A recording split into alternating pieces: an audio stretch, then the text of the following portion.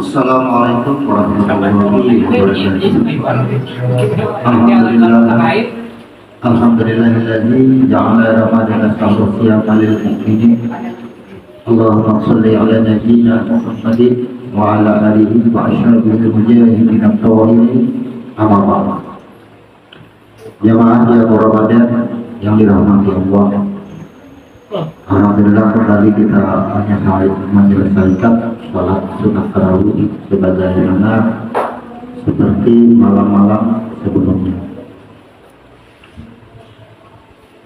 Di tempat ini setelah tarawih selesai 4 rakaat salam kita mengadakan majelis singkat atau majelis ilmu.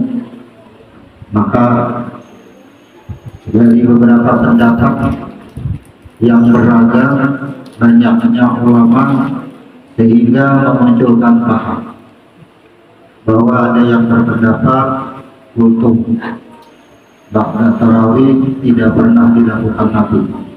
Maka ada yang mengatakan sampai derajat kita.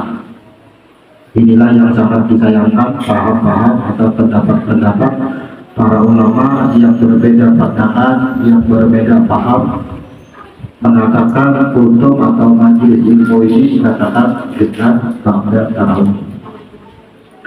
Bahwasanya tarawih itu cara orang yang mengerjakan sholat di malam Ramadan. Begitu salam selesai, tarawih istirahat. Artinya yang mengerjakan dengan santai. Kemudian dia naik lagi mengerjakan dan salam tarawih dikerjakan dengan santai. Maka tarawih dan inilah muncul tarawih. Tarawih itu karena rakaatnya istirahat. Nah sekarang di waktu yang kita saat ini waktu tarawih atau waktu kita istirahat setelah mengerjakan sholat sunat tarawih. Maka mengisi kekosongan ba'da tarawih inilah kita isi dengan majelis ilmu. Maka yang perlu kita pahami, kata-kata bid'ah itu sesuatu amalan yang dibuat-buat di mana Nabi tidak memerintahkannya atau Al-Quran pun tidak ada. Itu yang baru dikatakan bid'ah. Maka tidak semua apa yang tidak dikerjakan Nabi bisa dikatakan bid'ah. Ketika sebuah hadis, man amila amalan laisa alaihi amruna bahwa radun. Nabi dengan tegas mengatakan barang siapa yang beramal atau mengerjakan amal ibadah yang tidak ada petunjuknya atau ketentuannya dari kami, maka ibadah itu tertolak. Bahasa ini kita itu jangan membuat ibadah itu aja. Jangan sampai merusak hukum ibadah kita mengerjakan sholat sunat tarawih berdasarkan hadis yang jelas dari Aisyah. Kemudian ba'da tarawih waktu kosong, inilah yang disebut dengan tarawih. Maka ketika tarawih sudah ditunaikan, maka tidak ada lagi ketentuan mengambil amalan. Ketika majelis ilmu kita adakan, baik sebelum maupun sesudah, itu tidak ada batasan waktu. Apakah majelis ilmu kita adakan sebelum Isya atau ba'da Isya? Boleh. Karena dengan tujuan hanya mengisi kekosongan waktu. Inilah sangat disayangkan ketika ada terjadi perbedaan ulama, ada yang langsung membid'ah. Sangat disayangkan. Maka kita kembali ke konteks awal bahwa adanya Ramadan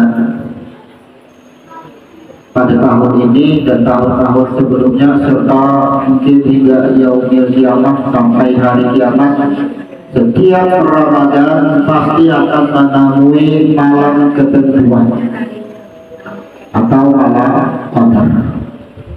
Yang penting kita pahami bahwa malam ketentuan itu adalah di mana semua amal ibadah yang terjadi di malam tersebut atau di malam qadar, maka dikatakan min alfi sahri, lebih baik dari 1000 bulan. Artinya misalnya kita hanya mengucap subhanallah dan bertepatan di malam ketentuan, maka kalimat subhanallah yang kita baca itu lebih baik daripada amal yang kita yang 1000 bulan, lebih baik, itu maksudnya.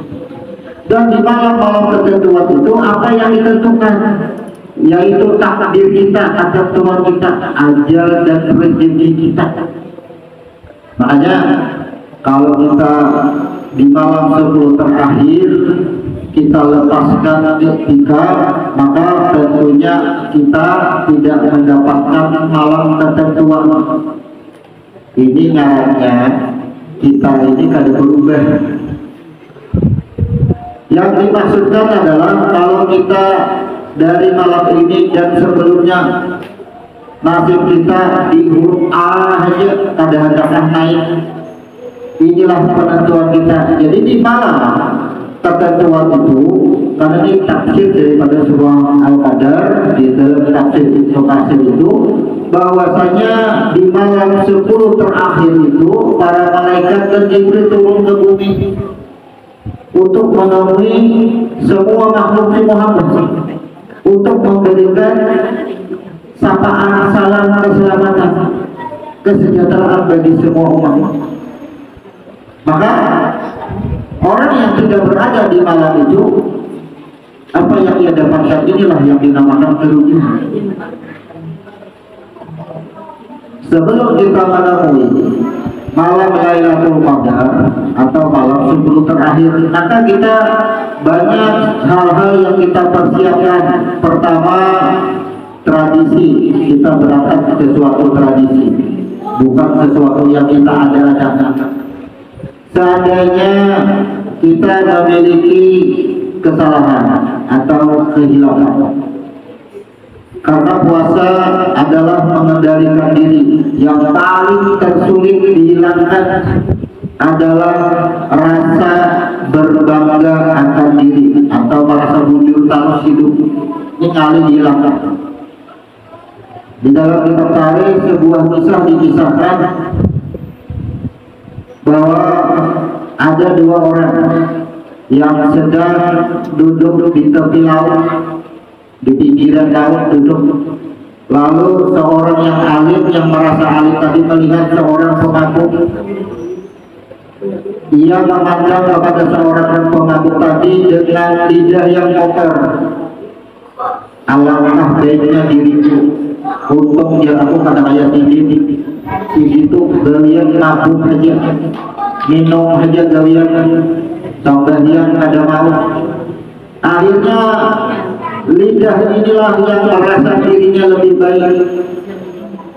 Maka dari umaman, artinya gerunung jangan bahasa kita, orang alim tadi mau tapi orang mabuk. Maka melintaslah sebuah kapal yang membawa 7 orang di kapal. Akhirnya kapal tadi oleh dan kapal itu karam, maka penumpangnya tenggelam. Akhirnya orang yang mabuk tadi menceburkan diri ke laut dan menyelamatkan semua penumpang yang ada di dalam kapal tadi. Disinilah terlihat siapa yang bisa menyelamatkan orang lain yang berbuat kebaikan. Maka seketika itu sang alim tadi ia meminta maaf dengan si pemabuk tadi. Apa katanya? Sungguh kau mulia.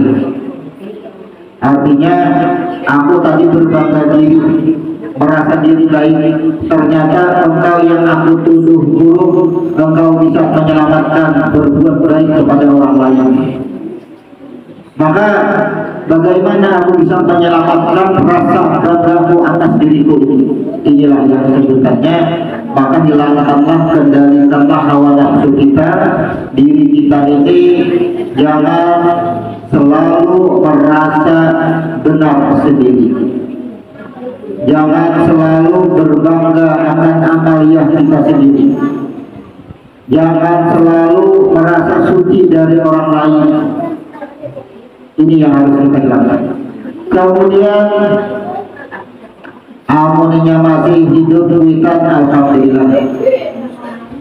Kalau kuitan sudah ada lagi apa yang kita kerjakan sebelum malam 21, sebelum malam 10 terakhir, maka diperintahkan ziarahilah kubur, kemudian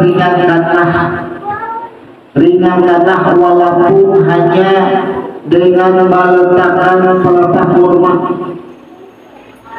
Jadi bentuk bakti kita kepada kita, bentuk bakti kita kepada pakaian pakaian yang sudah ada lagi, atau saudara dan sebagainya yang sudah meninggal, ziarahi kuburnya, ringankanlah bebannya walaupun hanya dengan membawa sepotong pelepah kurma. Karena di sini ada kurma, maka hukum kiasnya itu adalah daun nyiur. Jadi daun nyiur itu nantinya kalau dia ziarah kubur, ambil daun nyiur ujungnya kira-kira 2 kilan ditata, kemudian daun-daun sisi kiri kanannya itu dipotong, dirapikan sehingga membentuk piramid.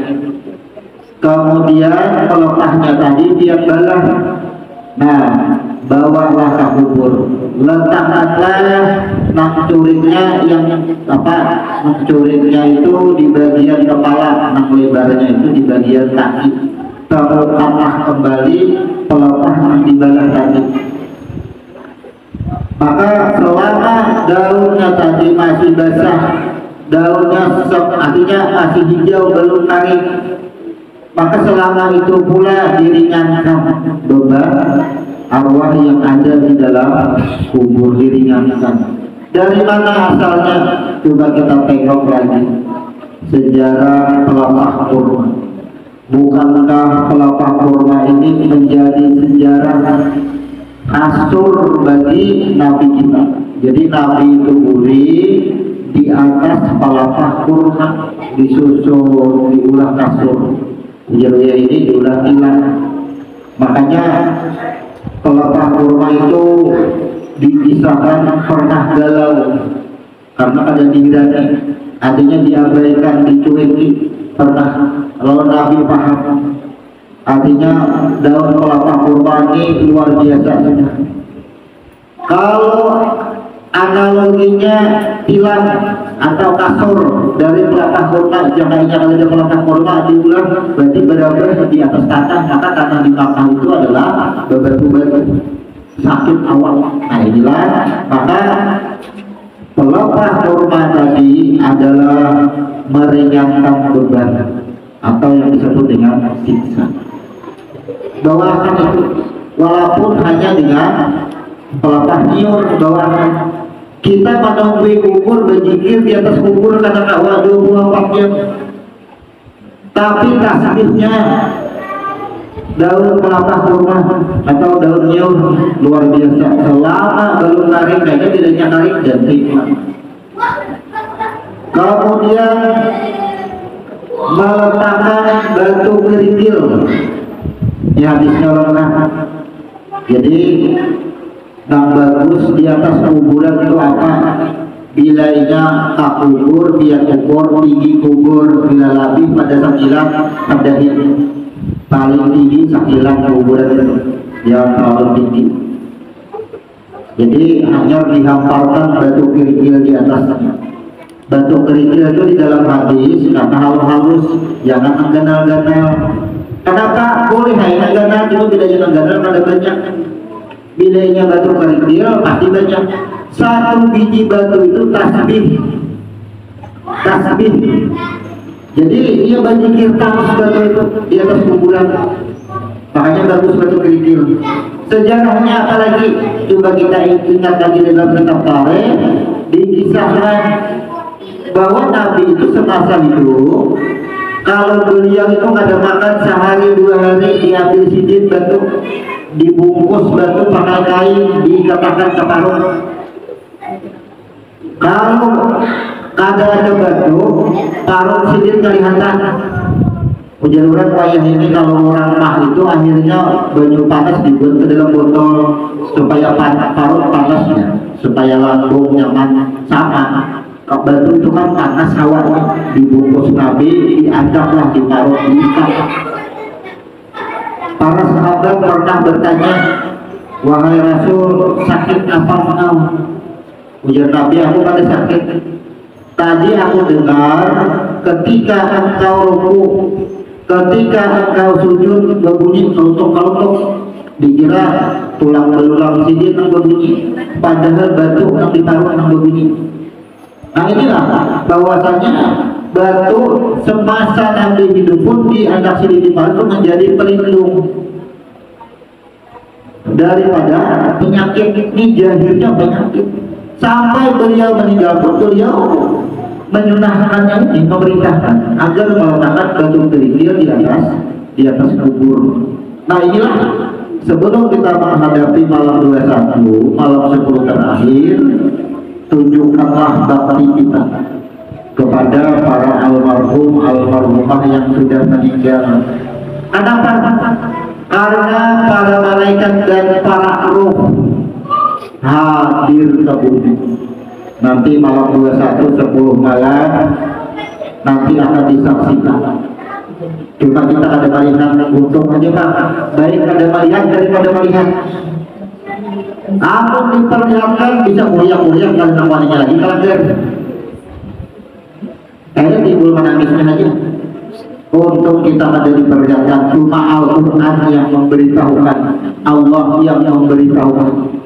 Allah turunkan ke bumi, para roh malaikat akan Jibril turun ke bumi kita ini. Maka persiapkan sebelum kita menemui atau menghadapi nantinya malam 10 terakhir. Jadi ketika malam 10 terakhir itu, walaupun misal kuburan kita di Jawa jauh juga, jauh kuburannya lawan langgar, udah melihat juga kan. Ingat, alam barzah, alam roh dengan alam dunia itu tidak ada jarak, tidak ada dinding.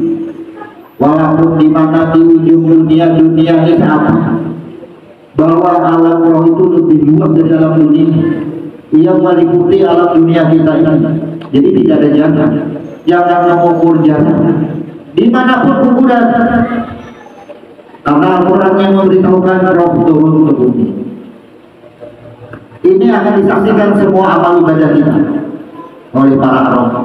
Bersyukurlah ketika Nabi Muhammad turun dari mimbar, naik dari mimbar tangga pertama, kedua dan ketiga, sehingga Jibril ini yang mendoakan untuk menjadi Jibril yang menemui atau seorang hamba yang menemukan kuitannya masih ada, sehingga menjadi jalan surga baginya.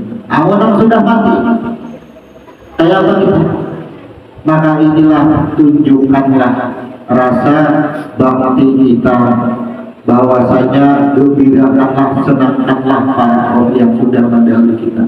Jadi kehidupan di alam barzah itu, di alam roh itu, ini misal ada yang ke kuburnya berdoa, padahal berdoa atau membaca Al-Quran biar kada ke kubur boleh aja sampai dia terus, cuma beda ketika kita ziarah ke kubur kemudian kita berdoa, maka tidak bisa dinilai dengan materi di dunia ini. Makanan selejit apa di muka bumi tidak ada yang bisa menandingi dengan doa kita di sisi kubur beliau.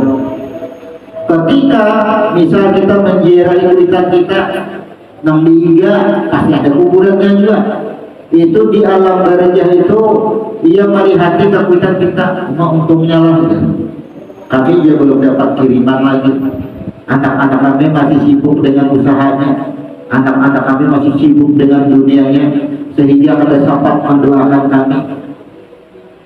Jangankan ke kubur ziarah, di rumah aja gitu kata dua alasan.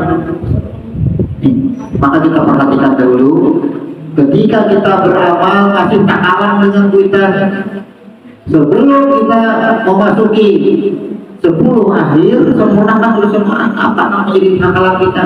Kita beramal ibadah tapi tak kalah dengan kita. Jangan bersikap dahulu. Semua hal-hal yang menjadi rintangan hijab bagi kita sebelum kita menemukan di titik malam Lailatul Qadar, semua halangan-halangan hijab-hijab kita tentang kuitan kita laksanakan dulu, kita bersihkan dulu semua. Jadi banyak persiapan yang harus kita siapkan menyambut 10 akhir Ramadan. Intinya malam Lailatul Qadar, malam ketentuan, malam takdir, malam ketentuan ditentukannya yang asalnya tadi misalnya rezekinya nilainya berapa akan Allah tentukan lagi.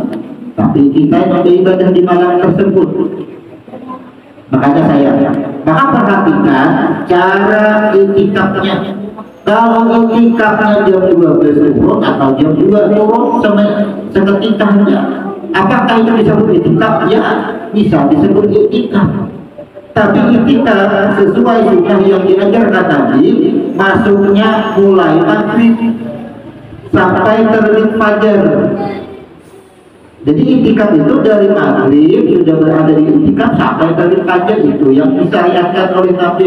Kalau itikaf turun jam 12, kalau itikaf turun jam 2, itu budur-budur itikaf.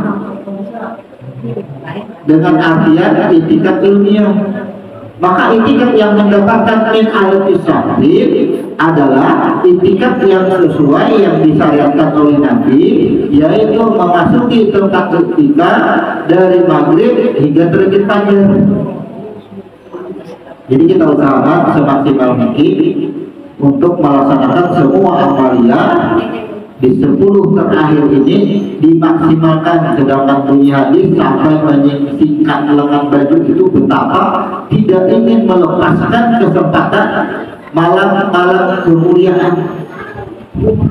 Jadi kita sebagai umatnya yang memang diragukan masih surganya, diragukan masih sucinya daripada dosa, kita tinggalkan misalnya, sungguh hebat akhirnya.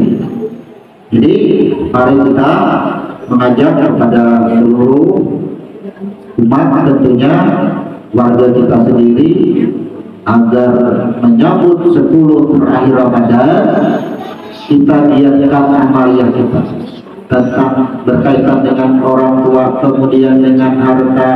Makanya orang di 10 malam terakhir itu dia hadirin sampai malam mengeluarkan rezeki, walaupun 100 rupiah, walaupun 500 rupiah, walaupun 1000 rupiah, dia mengeluarkan 1000 rupiah sebelum malam 21 dan seterusnya tetap bernilai 1000 kali 10. Tapi kalau dia keluarkan 1000 rupiah di malam Lailatul Qadar, malam ketentuan, itu lebih baik daripada kali 1000 bulan. Hitung jasa orang, ada orang ini kita betapa luar biasa. Jadi kalau harta kita itu banyak hutangnya terkait apapun, maka ketika kita mengeluarkan di 10 terakhir itu kaliannya luar biasa. Apa mengeluarkan 20.000 asal kita keluarkan sama anak julung kata usah itu aqua sedus, aqua galas itu 20.000, ada saltanya, ada 19.000. Akhirnya diminum sampai itu kita mengeluarkan daripada bagian rezeki kita, maka banyak bersedekah aja. Jadi amalia-amalia nantinya akan kita bahas mendekati malam Lailatul Qadar. Demikian majelis singkat kita tutup. Subhanallahumma wa bihamdihi asyhadu an la ilaha illa anta astaghfiruka wa atubu ilaik. Assalamualaikum warahmatullahi wabarakatuh.